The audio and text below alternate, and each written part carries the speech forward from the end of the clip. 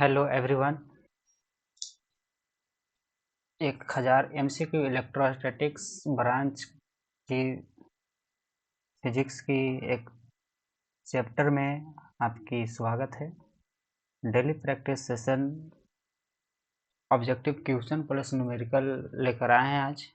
ठीक है, आज आपकी क्लास में ऑब्जेक्टिव क्वेश्चन भी और न्यूमेरिकल भी होगी। ठीक है, चलिए हम चलते हैं क्वेश्चन नंबर फर्स्ट की ओर। तो क्वेश्चन नंबर फर्स्ट क्या है कि क्वेश्चन नंबर फर्स्ट कह रहा है कि एक स्थिर आवेश उत्पन्न करता है। तो एक स्थिर आवेश उत्पन्न करता है, ठीक है। तो हम इसके लिए सबसे पहले आप लोग को एक बहुत अच्छे पॉइंट बताता हूँ, ठीक है, जो कि तीनों पॉइंट नोट करेंगे आप लोग। ठीक, क्यू, ठीक है, क्यू क्या हो गया? आवेश है। क्या है? आवेश है ना। तो इसके तीन कंडीशन हमने बताया। क्या तीन कंडीशन? क्या होता है कि जब रेस्ट में होता है, क्या? At rest. एट रेस्ट करने का मतलब स्थिर। क्या चीज में हो? स्थिर अवस्था में हो। किसमें? स्थिर अवस्था में हो। तो स्थिर अवस्था में पूछेगा क्या उत्पन्न करता है। तो स्थिर अवस्था में कोई आवेश सिर्फ इलेक्ट्रिक फील्ड उत्पन्न करता है। क्या? सिर्फ इलेक्ट्रिक फील्ड उत्पन्न करता है, जिसको बोलते हैं हिंदी में क्या? विद्युत क्षेत्र उत्पन्न करता है। ठीक है। नेक्स्ट कंडीशन क्या है कि जब आवेश, क्या? जब आवेश यूनिफॉर्म स्पीड से हो। क्या? यूनिफॉर्म स्पीड या किससे? वेलोसिटी से क्या करता हो? गति करता हो। क्या? समरूप वेग से। क्या चीज से? समरूप वेग से हो, गतिशील हो। तो क्या उत्पन्न करता है पूछा जाएगा। तो E प्लस बी। ठीक है, E प्लस बी। ई से हो जाएगा क्या चीज? Electric field. इससे क्या हो जाएगा?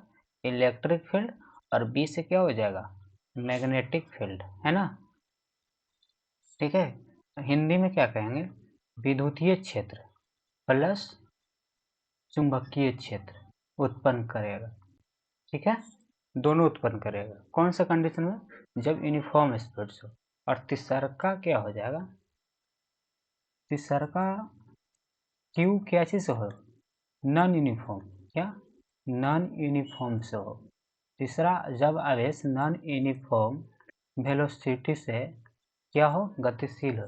तब पूछेगा क्या क्या क्रिएट करेगा, क्या उत्पन्न करेगा। तो जब नॉन यूनिफॉर्म अर्थात कहने का मतलब क्या चीज? असमान वेग से। क्या चीज से? असमान वेग से। असमान वेग से क्या चीज गति करता है तो क्या क्रिएट करता है? तो E plus B. E plus B और प्लस ई एम डब्ल्यू उत्पन्न करता है। ई से मतलब हो गया क्या चीज? Electric field. क्या? Electric field. बी से हो गया क्या? Magnetic field. क्या हो गया? Magnetic field. और EMW का मतलब हो गया क्या चीज? Electro magnetic. इलेक्ट्रोमैग्नेटिक। और डब्ल्यू से हो गया क्या चीज? एनर्जी। क्या? एनर्जी, जिसको हम लोग क्या चीज बोलते हैं? डब्ल्यू से वेव बोलते हैं। ठीक, हिंदी में जान लेते हैं। इलेक्ट्रिक फील्ड का मतलब विद्युतीय क्षेत्र होता है, और मैग्नेटिक फील्ड का मतलब क्या होता है? चुंबकीय क्षेत्र होता है। और इसका मतलब क्या हो जाता है? इलेक्ट्रोमैग्नेटिक एनर्जी, इलेक्ट्रोमैग्नेटिक वेव का मतलब विद्युत चुंबकीय तरंग हो जाता है। ठीक, जिसे बोलते हैं क्या चीज? ऊर्जा। Q से डिनोटेड करते हैं। तो आप लोगों को हम 3 पॉइंट बताया कि जब आवेश एट रेस्ट में हो तो क्या चीज? मैग्नेटिक फील्ड उत्पन्न करेगा। ठीक, सॉरी, विद्युत क्षेत्र उत्पन्न करेगा। और जब आवेश क्या चीज? यूनिफॉर्म वेलोसिटी से हो तो विद्युतीय क्षेत्र प्लस चुंबकीय क्षेत्र दोनों उत्पन्न करेगा। और जब असमान वेग से हो तो 3 चीज उत्पन्न करेगा। क्या चीज? विद्युतीय क्षेत्र, चुंबकीय क्षेत्र और क्या? विद्युत चुंबकीय तरंग, जो कि ऊर्जा के रूप में होता है। तो हमारा क्वेश्चन क्या कह रहा है कि एक स्थिर आवेश उत्पन्न करता है। तो आप समझ लो कहाँ से है, यहाँ से है। तो एक स्थिर आवेश केवल क्या करता है? विद्युत क्षेत्र उत्पन्न करता है। केवल चुंबकीय क्षेत्र ऑप्शन ए में है, तो हो जाएगा कट। ऑप्शन बी में क्या? केवल विद्युत क्षेत्र। Option A B is correct option. C विद्युतीय क्षेत्र और चुंबकीय क्षेत्र, जो कि नहीं होगा।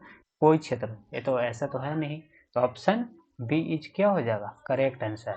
अच्छी तरह से अंडरस्टैंडिंग हुई होगी फर्स्ट क्वेश्चन। अब हम लोग नेक्स्ट क्वेश्चन पे बढ़ते हैं। नेक्स्ट क्वेश्चन क्या कह रहा है कि कौन सा विद्युत क्षेत्र का मात्रक नहीं है, निम्न में से कौन सा विद्युत क्षेत्र का मात्रक नहीं है। ठीक, तो सबसे पहले हम लोग जानते हैं, ठीक, विद्युत क्षेत्र।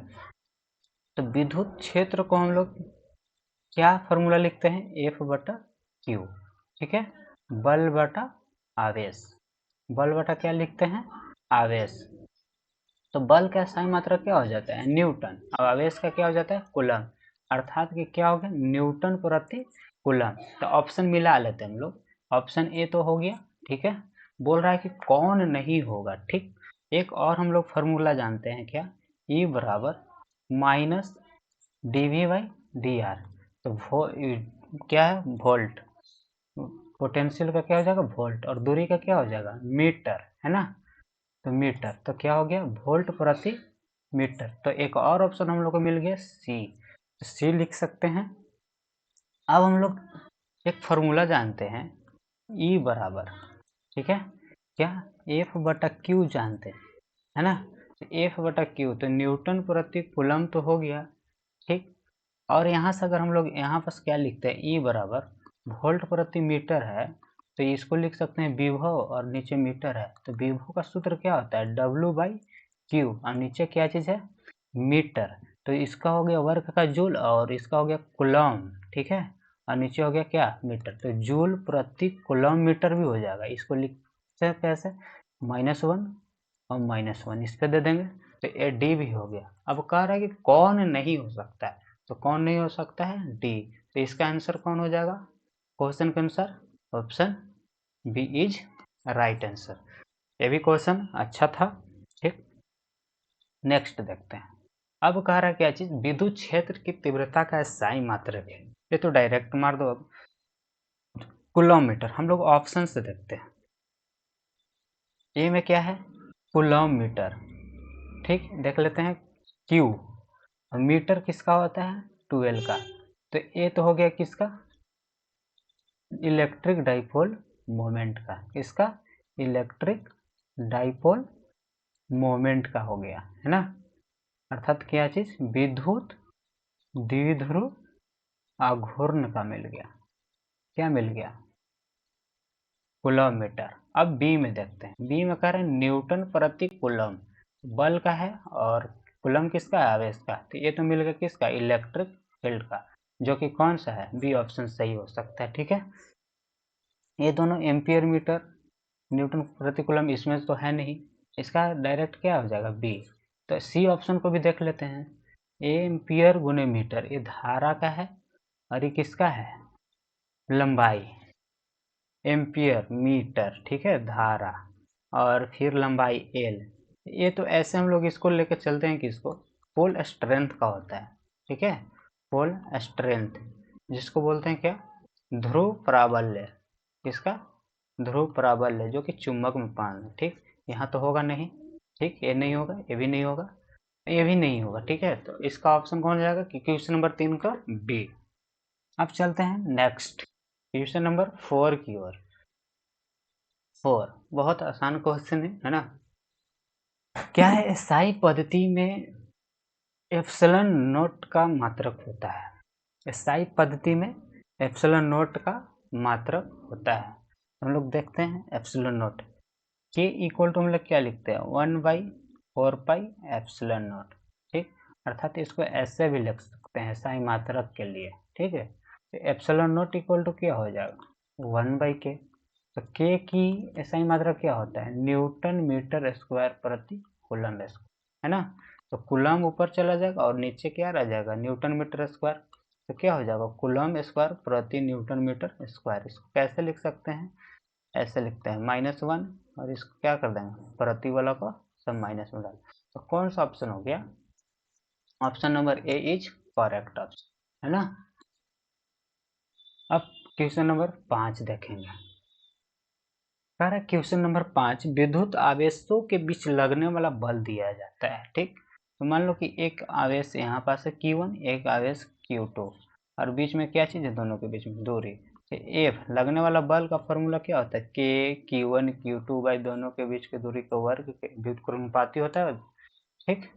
तो ये किसका नियम है, ये तो हम लोग जानते हैं किसका नियम, कूलम्ब्स का नियम है, कूलम्ब्स ला है। तो बल के का नियम से दिया जाएगा, कूलम्ब के नियम से। तो कौन सा ऑप्शन है, बी ऑप्शन, इसी को कूलम्ब या कूलम्ब बोला जाता है, ठीक ना। आज का B is the right answer, ठीक। क्वेश्चन नंबर 6 देख लेते हैं, ठीक। कह रहा है कि इलेक्ट्रॉन पर आवेश होता है, क्या, क्यों इलेक्ट्रॉन पर आवेश होता है, ठीक है। ऐसे एक इलेक्ट्रॉन को पूछ रहा है कि आवेश कितना होता है, तो आवेश का परिमाण कितना होता है, 1.6 × 10 के पावर -19 कूलम। कौन बताए थे, आर ए मिल्टन ने बताया, वैज्ञानिक का नाम है ना, आर ए मिल्टन साहब ने बताया था क्या, कि किसी आवेश पर 1.6 × 10 के पावर माइनस। ऐसे इलेक्ट्रॉन का नेचर क्या है, नेचर के अकॉर्डिंग अगर ऑप्शन रहेगा तो निगेटिव लगाना है, क्या, निगेटिव लगा कर मारना। लेकिन यहाँ पर ऑप्शन के अनुसार क्या हो जाएगा, 1.6 × 10 के power -19 coulomb. Option D is correct answer.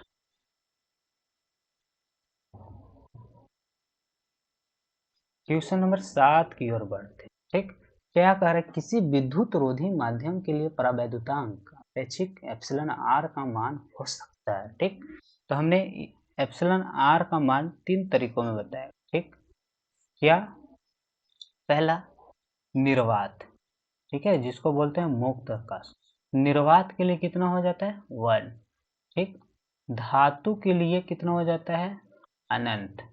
किसी भी पदार्थ के लिए, किसी भी विद्युत रोधी पदार्थ के लिए, किसी भी विद्युत रोधी पदार्थ के लिए कितना हो जाता है, 1 से अधिक चला जाता है, ठीक। तो इस ऑप्शन में क्या देखते हैं, -1 क्या चीज़ है, 1 से क्या चीज़ है, बहुत छोटा है ना, 1 से बहुत छोटा है जो कि नहीं होगा। और 0 तो 0 तो होता नहीं है, और 0 से 5, ठीक है, 0 से 5, और यहाँ पास क्या है 5, ये 0.5 होगा, ठीक है, जो कि नहीं होगा। 1 से क्या चीज़ है, छोटा है, और ये 1 से क्या चीज़ है 5 बड़ा, तो ऑप्शन कौन सा हो जाएगा, डी, ठीक है। क्वेश्चन नंबर 7 हो गई। अब क्वेश्चन नंबर 8 देख लेते हैं, ठीक। फिर आ गया क्वेश्चन, हमने अभी बताया धातुओं का परावैद्युतांक कितना होता है, तो धातुओं का परावैद्युतांक अनंत होता है, option D is correct answer. Question number 9 देख लेते हैं, है ना। तो क्वेश्चन नंबर 9, क्वेश्चन नंबर 9 कह रहा है क्या चीज, एक प्रोटॉन तथा एक इलेक्ट्रॉन, एक प्रोटॉन तथा एक इलेक्ट्रॉन एक समान विद्युत क्षेत्र में स्थित हैं, तो क्या करा, उन पर लगने वाला बल विद्युत बल बराबर होंगे, उन पर लगने वाले विद्युत बल बराबर होंगे, कोई जरूरी नहीं, ठीक। उन पर लगने वाले बल विद्युत बलों के परिमाण बराबर होंगे, फिर उनके त्वरण बराबर होंगे, उनके त्वरणों के परिमाण बराबर होंगे। तो इस पर क्या होगा, उन पर लगने वाले बल विद्युत बलों के परिमाण के बराबर होंगे, इसको न्यूमेरिकल में हमने बताएगा, ठीक है। नेक्स्ट चलते हैं, क्वेश्चन नंबर 10। क्वेश्चन नंबर 10 क्या कह रहा है कि विद्युत क्षेत्र में प्रवेश करने वाले एक इलेक्ट्रॉन का प्रारंभिक वेग विद्युत क्षेत्र के भिन्न दिशा में है, ठीक है, भिन्न दिशा में है, तो विद्युत क्षेत्र में इलेक्ट्रॉन का पथ होगा, विद्युत क्षेत्र में इलेक्ट्रॉन का पथ कैसा हो जाता है, परवलय हो जाता है, ठीक। Option A is correct. अगर चुंबकीय क्षेत्र रहता है तो कौन सा हो जाता है, बी हो जाता है, ठीक ना। ऐसे विद्युत क्षेत्र के कौन सा होता है, परवलय, और चुंबकीय क्षेत्र के लिए होता है, ठीक, चुंबकीय क्षेत्र के लिए, ठीक। तो चलिए आगे नेक्स्ट क्वेश्चन नंबर 11 की ओर।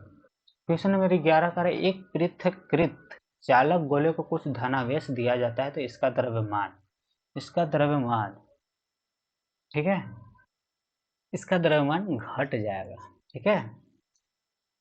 नेक्स्ट क्वेश्चन 12, एप्सिलॉन नॉट की बीमा आ गई, ठीक। एप्सिलॉन नॉट की हम लोग सही मात्रक जान लेते हैं। सबसे पहले क्या होता है, कूलम्ब स्क्वायर प्रति न्यूटन मीटर स्क्वायर। तो कूलम्ब का क्या हो जाएगा 80, आवेश का 80, ऊपर में स्क्वायर दे लेना। न्यूटन का क्या हो जाता है MLT-2, और मीटर का क्या हो जाएगा L स्क्वायर। तो ऊपर में कितना हो जाएगा A स्क्वायर T स्क्वायर, और यहाँ कितना हो जाएगा ML3T-2।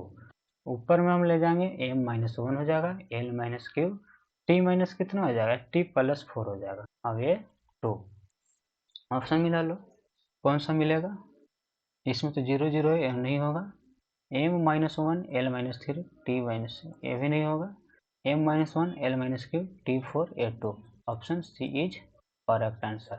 ठीक है, डी में सब धीरे धीरे। ठीक, क्वेश्चन नंबर 13 की ओर बढ़ते हैं। कह रहा है 1/4 pi epsilon not, 1/4 pi epsilon not किसके बराबर होता है, के, अर्थात के का मान कितना होता है, 9 × 10 के पावर 9 न्यूटन मीटर स्क्वायर प्रति कूलम स्क्वायर होता है। ठीक, ऑप्शन कौन सा मिल रहा है, 9 × 10 के पावर 1, ये नहीं होगा, बी में कितना है, बी हो जाएगा करेक्ट, इसमें 12 है, इसमें 13 नहीं होगा, option B is correct answer. आगे देखते हैं 14 नंबर क्वेश्चन। 14 नंबर कह रहा है क्या चीज, विद्युत क्षेत्र तीव्रता की इकाई, तो विद्युत क्षेत्र तीव्रता की इकाई अर्थात हम लोग एफ बटा क्या जानते हैं, क्यू, तो यहाँ से क्या न्यूटन प्रति कूलम, जो कि ऑप्शन में नहीं, ए वाला कहाँ से ऑप्शन है, -dv/dr से, तो इसका क्या हो जाता है वोल्ट, और नीचे क्या हो जाता है मीटर, तो वोल्ट प्रति कौन सा मीटर हो जाएगा, option B is correct answer. ठीक है, 15 नंबर और चलते हैं। 3 × 10 के पावर 9, 3 × 10 के पावर 9 ESU कितने कूलम, तो ESU क्या है, CGS यूनिट, क्या है, CGS unit of charge, CGS unit of क्या है, चार्ज। यहाँ पर हम लोग क्या जानते हैं, 3 × 10 के power 9 ESU equal to 1 coulomb होता है, क्या चीज, 1 कूलम होता है, कौन सा ऑप्शन हो जाएगा, ऑप्शन ए। क्वेश्चन नंबर 16 कह रहा है क्या, निम्नलिखित में से कौन सा संबंध सही है। ठीक, ये बराबर क्या होता है, -dv/dr, यहाँ पर -dv/dr के जगह क्या दिया है, x, कौन सा ऑप्शन मिल रहा है, option C is correct answer. Question number 17 कह रहा है डिवाई किसका मात्रक है। ठीक, डेबाई, डेबाई एक अन्य मात्रक है किसका, विद्युत द्विध्रुव आघूर्ण का, किसका, विद्युत द्विध्रुव आघूर्ण का है, किसका, तो कौन सा ऑप्शन हो जाएगा, डी। अब देखते हैं 18 नंबर। 18 नंबर कह रहा है क्या चीज, जब कोई इलेक्ट्रॉन किसी विद्युतीय क्षेत्र में, जब कोई इलेक्ट्रॉन किसी विद्युतीय क्षेत्र में विद्युत क्षेत्र की दिशा में प्रवेश करता है तो इसका वेग घटता है, खाली स्थान को भरना था, क्या चीज घटता है हो जाएगा। ठीक है, क्वेश्चन नंबर 18 हो गया। 19 की ओर चलते हैं। 19 से क्या, जब कोई इलेक्ट्रॉन किसी विद्युतीय क्षेत्र की दिशा में, जब कोई इलेक्ट्रॉन विद्युतीय क्षेत्र की दिशा में प्रवेश करता है तो उसका पथ क्या हो जाएगा, यहाँ पर सरल रेखा, क्या हो जाएगा, सरल रेखा। अब उसके बाद क्या कर रहा है, जब इलेक्ट्रॉन विद्युतीय क्षेत्र की दिशा के लंबवत प्रवेश करता है तो पथ क्या, कुछ देर पहले हमने बताया था परवलयाकार, क्या परवलयाकार हो जाएगा, है ना। तो 19 हो गया। क्वेश्चन नंबर 20, क्वेश्चन नंबर 20 क्या है, यदि आवेश और विद्युतीय क्षेत्र समान हो, क्या, यदि आवेश और विद्युतीय क्षेत्र समान हो तो आवेश में उत्पन्न त्वरण द्रव्यमान के क्या होता है, व्युत्क्रमानुपाती होता है, क्या होता है, व्युत्क्रमानुपाती होता है। ठीक है, अब हम लोग न्यूमेरिकल की ओर बढ़ेंगे नेक्स्ट डे। ठीक है, आज ही न्यूमेरिकल कुछ देर में कराएंगे। ठीक है, आज हमने ऑब्जेक्टिव क्वेश्चन तक के सीमित रखा क्वेश्चन को। ठीक है, नेक्स्ट डे फिर से करेंगे हम लोग।